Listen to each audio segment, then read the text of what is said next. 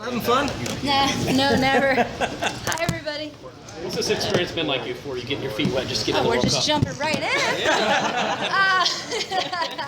This has been an incredibly fun experience. Also very stressful, of course, but I love it. It's something that you've been preparing for your entire life, and so when you actually get to participate in it, it's like a little bit of a pinch me moment. But it's great every time I get to get on the field and play with my teammates and play for my country. It's an honor, and I just love it. What's it stressful?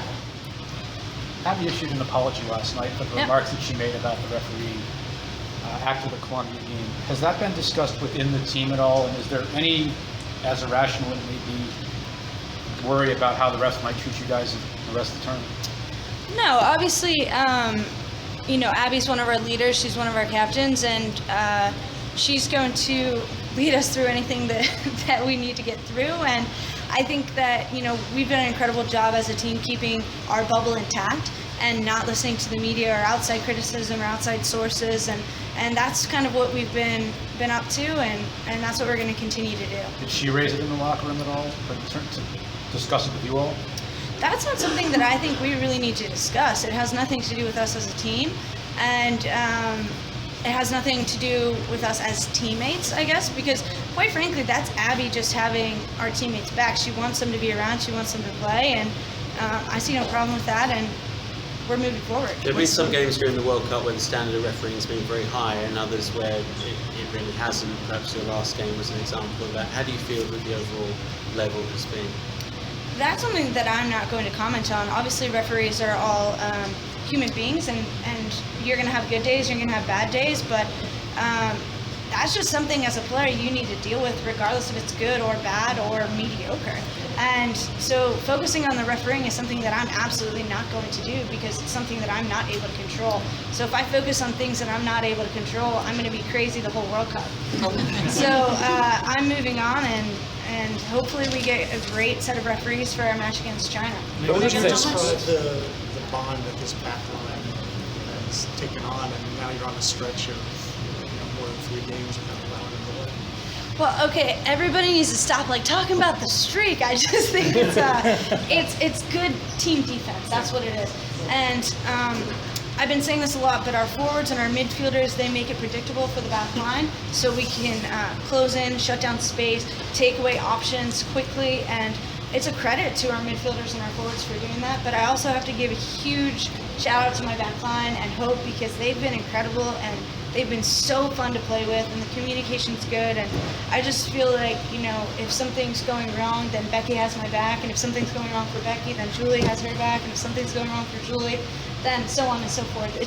It's good to be a part of, and I love that we're able to have that kind of chemistry. And it seems like the performance, the team defense and the back line in particular has been kind of overshadowed by the attacking deficiencies so far.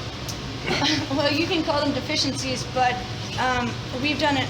We've gotten the result that we've needed to get in every single game that we've played. And if we keep teams to 0 goals and only score 1 per game, I wouldn't say that's a deficiency. I say that's winning. What is Hope doing in that defensive that we can't see or hear on the field? Obviously she hasn't faced as many shots of late, but I'm sure she's very active with you guys. Absolutely. Hope is a great force to have on the field, because just having her in goal, first of all, is a motivator, is a confidence builder for your back line, for the team in front of her. But also, it's kind of hard to hear her during the games because our fans have been so great and so loud and incredible, but she's still communicating. You can see her pointing, you can see her talking about where the defenders need to be. She's talking about players running into the box, players that we need to cover. So just because she isn't directly involved, which we're very happy about, by the way, doesn't mean that she isn't communicating, isn't absolutely a huge part of that back line. I know you don't want to talk about the streak, though, but it is impressive. I mean, Thank you. You must, but you must, it is one of the reasons that it's helped get you here.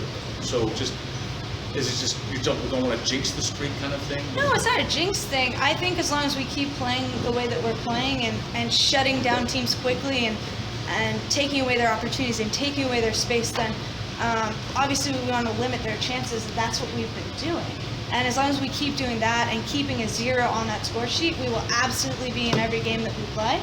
And, we just need to finish a few of our chances and keep winning and keep moving forward. Megan, this is a pretty young back line, but you look like you've been playing together for years. What has allowed you guys to gel or bond, and how impressed are you that you guys have done that? Well, I guess any player that steps into the back line, whether it's Whitney or Choops or Rampone or any of those players, it's going to be kind of the same because we've been training together for a while and training together at a really high level against some really incredible forwards and really, really potent attacking lines. So I think that our best preparation has been our teammates. And so when I look at it that way, I'm like, that's why we're able to play well together, because every single day in practice we're getting tested. Megan, I've seen you switch flanks in the middle of the game a couple times. How tricky is that? I mean, do you prefer one side over the other, or? Well, I think as you get used to one side, you kind of learn the players that you're playing against, you learn the angles, you learn the players that you're playing with, and their tendency. So in that regard, it makes it a little bit easier staying on one side than staying on the other, but I have no preference necessarily on which side I play. Are you right-footed or left-footed? I'm not telling you.